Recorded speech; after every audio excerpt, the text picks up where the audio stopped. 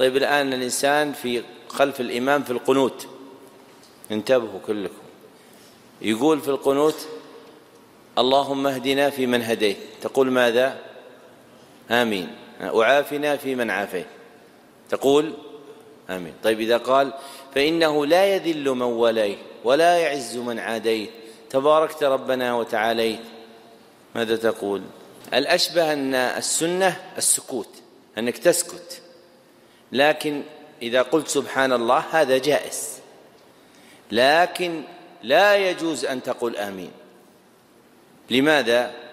لأن معنى آمين اللهم استجب، اللهم استجب، كأنك تدعو لله بأن لا يذل من والى ولا يعز من عاد، يعني هذا وصفه، هذا وصفه. كان يقول الإنسان يدعو يقول مثلا اللهم أنت مجري السحاب وهازم الأحزاب، هذه وردت في الحديث النبوي في الصحيح. أن تقول الآن آمين؟ لا، ما تقول آمين، تسكت، هذا الأفضل. وإن قلت سبحان الله جائز، لكن ما تقول آمين.